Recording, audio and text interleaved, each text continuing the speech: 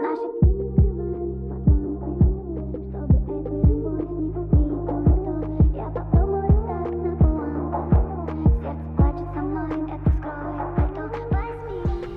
what up guys? So today's video is on choosing wheels for your car, how to pick them, the specs, the look, the style, everything. So the main things to be concerned with when choosing wheels are the diameter, the offset, and the width. So let's start with the diameter. Usually these come with 18s. It's limited and premium, I believe. In my opinion, 18s look best on this car, and I've seen them with 19s, I've seen them with 17s. 17 is fine for like the track and stuff, but 19 just makes no sense. The car's fenders are not as big, and the whole car is actually quite small. So 18s just makes sense, When you look at pictures, that's what looks best in my opinion.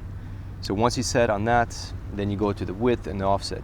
Naturally, you would assume that if you measure from one point to the other of the rim, that's the width, but it actually is the inside of the beads where the tire clips in. So if you measure your wheel, like let's say it's a 10.5 in this case, and if I measured from lip to lip, it actually would measure something like 11 or 11.5. But the actual width is on the inside of the beads. And the next thing is the offset. The offset is measured from the center of the wheel. So if you take this wheel, you literally split it down the middle. That's the center mark from where the offset's measured. So if you go positive offset, that means, let's say 38 plus 38 offset. That means 38 millimeters from the center of the wheel out towards the spokes, towards the outside. And if it's a negative offset, it goes to the inside of the wheel. So with a negative offset, you get more depth on the spokes. You get, if it's a wheel with a lip, you get more lip, things like that. But with a more positive offset, you get more clearance on the inside. So let's say you have a big brake kit, you want to go more positive offset to clear the brakes. So in this case, there's a ton of space, even though it's a plus 22 offset, which is a pretty low offset. It would actually clear any brake kit because there's like 3-4 inches on the inside of the spokes here, but that's because of the design of the wheel. The spokes sit really deep and then they come out super wide onto the outer edge of the lip. But there's wheels that actually have a giant lip. You want to just be mindful of that if you have a big brake kit.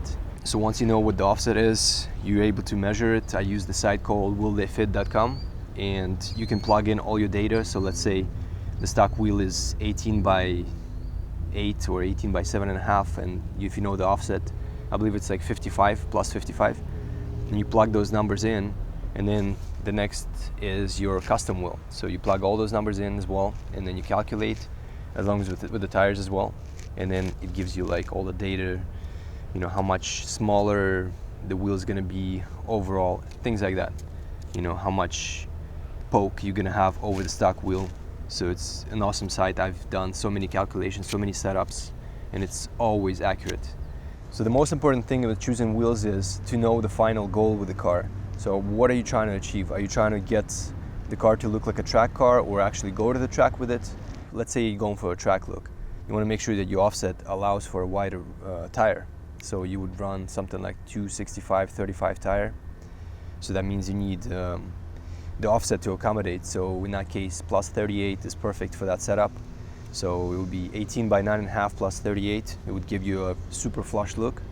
Especially if you lower the car, it'll be exactly flush with the fender. You add a 265 tire to that. The sidewall is exactly straight in that case. So it'll clear the fender. You might actually have to roll the fender a little bit, but it's not a big deal. Then the next setup is the clean street look. That nothing crazy, but just you want like a set of wheels that's better than stock, but nothing that will require any work with the fender and such. So you would go once again for about the same offset and the same width. So 18 by 9.5 plus 38. You can go as low as like 34 offset. That'll give you a nice flush look on the wheel. It'll be flush with the fender. No rolling required. If you're using 245 tire, even can go to 55. So yeah, and then the next look, of course, is the stance look, the show car look or whatever. That's the kind of look I went for with this car. I wanted it to be really mean looking, really aggressive with a ton of poke on the wheel. Poke means basically how much it pokes out from the fender. So if you look from the side angle, you'll see, let's say this wheel sticks out about 3/4 of an inch. So that's your poke. So the more poke, the more aggressive it looks up to a point, and then it starts looking cartoonish. So you want to make sure that you don't go overboard. And just because I rolled and pulled the fenders, it actually is not that bad. But on a stock body WRX, these wouldn't even fit. So the next thing is the finish of the wheel. In this case, I'm running matte bronze with a little bit of metallic to it. I always wanted bronze wheels, and kind of took me 4 sets to finally get to the bronze finish. I've had a hyper black, I've had matte black.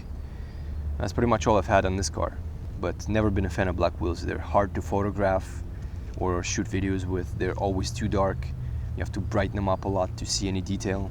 Whereas bronze, it's like it always looks good, no matter in the shadow, in the sun. It's always visible. So it's just the flatness of it makes it look more, I guess, expensive. I mean, maybe gunmetal, gloss gunmetal would look cool, but flat gunmetal looks so much better, especially when it's got a little bit of metallic to it. So the idea behind the finish is always to create some contrast with your car. So let's say in this case the car is white, you want to choose a darker wheel. If your car is black, this would look really awesome as well. But let's say your car is red. I wouldn't personally choose bronze wheels because they just clash with the redness of the car. So in that case, I would go for something like silver, hyper black, or even matte black in some cases. I mean, that would look kind of cool. So the next thing is we're going to the hub rings. You always want to run hub rings, and they're basically rings that mount onto your hub, and they allow the perfect centering of your custom wheel. So the custom wheels are usually bored out much larger than the stock hubs of the cars. And the reason being is so that they can fit them to all cars. Doesn't matter what hub size the car has. With that being said, if you don't run the hub-centric rings, there's nothing to really center the wheel to the hub of the car. The only thing that can center it is the lug nuts, because they have a cone shape to them at the base, but they're not going to do it 100%. So you're going to have a little bit of an offset from the center, and that'll create vibration.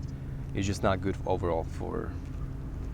So hub-centric rings come in plastic and aluminum. So I personally would go for aluminum. Like in this case, I went for powder-coated red aluminum because I wanted some contrast. And at the same time, if you want to mess with the wheels a lot, like you take them off, you put them on, like let's say adjusting coilovers, just get aluminum and get anti-seize grease so that they don't fuse themselves to the wheel. The specs for the car are 56.1 on the hub. You can find that info on Google. You know, just type in your car model and year, and you can get this information. And then basically plug that number in on eBay or Amazon, and then the next number is your hub of the rim. So in this case, 73.1. It's also easily accessible. When you're shopping for wheels, they'll always list the hub bore size. So basically plug those numbers in. So you would go something like 56.1 to 73.1 hub-centric rings. You don't want to get too cheap of a set, but at the same time, there's no need to spend more than 10 bucks. In this case, it was 20 bucks for these because they were powder-coated red. And one more very important thing is, not a lot of people know this, but you want to pay attention to how the cut of the actual bore of the wheel is. So like, there should be like a 45-degree slant on the outside of the lip of the bore. So you want to get hub-centric rings that actually match that, or at least are close to that. Because if you don't, basically the ring will sit too far out and you're not going to be able to mount your wheel flush with the hub. So the next thing is the lug nuts, and there's a lot of choices for those. There's open-ended, close-ended, extended, forged aluminum, regular aluminum, steel. Yeah, I mean, you can go crazy. There's titanium, and it just it depends on your budget, depends on the look you're trying to achieve. So in my case, it's a black powder-coated forged aluminum set of lug nuts. They're extended, open-ended type. And in this case, the spec is 12 by 1.25. And once again, that's easily accessible on Google as well. Just type in your car info and you can get that. So the first number stands for the spacing. So 12 means it's the spacing in between. And then 1.25 stands for the pitch of the bolt, so that the treads are actually closer together than, let's say, 1.5 would be more spread apart. And the most important thing when, let's say, you go to a tire shop is to ask them to tighten the lug nuts when the car is still in the air on the jacks. And the reason for that is so the wheel can center itself perfectly to the hub. And the next thing, of course, is the tire sizing and how to choose them properly. A lot of people reuse the 245/40 stock tires, and that makes sense. So the first number is 255 here, and stands for the width of the tread in millimeters. And the second number is 35. It's the ratio of the sidewall to the tread. So in this case, let's say 255, and 35 is the percentage of 255. The stock tire is a 245/40, and let's say if you go wider, 255 or 265, you have to drop that ratio down, because what happens is as the width increases, the ratio increases as well. So if you, let's say, keep the ratio at 40, your overall tire goes up in height. That will cause like a lot of rubbing issues, and lock-to-lock issues will rub on the inside of your fender well, you know, things like that. In most cases, better to drop the tire size overall slightly smaller, like in this case 255/35, and the overall, if you measure from here to here compared to the stock setup, it's about 4 to 5 millimeters smaller in the overall diameter. 265/35 would have actually been perfect. Let's say you're going from 17-inch wheels with 235/45 tires, and you go into 18-inch rims. Let's say you keep the width the same. Well, your sidewall has to change to 40 this time, because you actually increased the diameter of the rim, right? So that you have to compensate with the sidewall. So the sidewall gets shorter. So that I get a lot of questions like, hey, will 18s fit on my car or whatever, or 19s? Well, it doesn't matter like how big your rim is. It's all about the overall diameter. So let's say I want to put 20s on this car just for the hell of it, right? So if I put 20s on this setup, 255/35 tire, it has to be 255/25 now. And even if the rim is 20, which will sit right about here, the tire will be a super thin sidewall, but it'll fit, it'll work, it will not cause any additional rubbing issues or anything like that, because the overall diameter stays the same. So once you understand the first two numbers, that's pretty much the most important thing about tires. And then you go, the last numbers are the actual weight rating and load rating. XL stands for extra load, so it means your tire can handle more weight per side. And the other stuff is like the actual rating. You can look up online how much weight per wheel it can handle. So in this case, the car is pretty light, so it's not a concern. Like if the tire can't handle the weight, the sidewall will buckle. So personally, never had that issue, never seen that issue, but it's something that to keep in mind, I guess. So the next thing is camber and toe. So basically, camber means how much the wheel tilts. So let's say you lower the car, the wheels will naturally tilt inwards, gaining negative camber. Positive camber means they kind of go like this to the outside. So the more you lower the car, the more they go in. So you have to compensate for that with a camber kit, front and rear. Luckily, this car comes with the front adjustable camber plates on these coilovers, so that you can actually compensate for that. In this case, I had to adjust them a little bit, but I still want a little bit of camber. So it's -2 all around right now. And camber doesn't wear out the tires as much as people think. It's always the toe that's the culprit. So you always want to make sure that your toe is perfect. So toe basically means like if you look from the top view onto your car and you see the front wheels or the rear wheels, they have to be perfectly parallel to the car. Of course, there's factory specs that kind of like can differ from 0 to, let's say, a little bit of positive toe or negative toe. But ideally, you want to run as close to parallel as possible. Otherwise, you're going to have a situation where the right side wants to pull to the right, the left side wants to pull to the left. You get this weird behavior, you know. Usually it's the toe that's the main kind of offender. Camber is beneficial in cornering. So let's say you're taking a corner and you have like -2 camber all around. Well, as you take in a corner, the car starts leaning to one side. Let's say it's leaning to the left. As it's leaning, the left side of the car, the tires will actually connect fully to the ground because the car tilts and the wheels are under load, sideways. So the wheel actually ends up flattening onto the ground and gaining more traction that way. I mean, I've personally noticed a huge difference with running with camber versus without camber. The car just hooks, so to speak. So the other thing to keep in mind is the budget. You know, how much money do you want to spend on your set of wheels? There's people who just want to get the best of the best. So it's either Rays or work wheels or HREs or any other expensive wheel. And that's cool if you have the money. Of course, I would always advise to go with like something like Rays because they're forged wheel. They're super light. They're 18, 19 pounds per wheel of similar size basically. And this one is like 26 pounds. But from experience, what I found is the actual tire weight is what matters the most because it's on the outside of the wheel. So in this case, the tires are pretty heavy, and all cheap tires are pretty heavy. If you want the lightest tire, you want to go with something like Michelin Pilot Sport 2.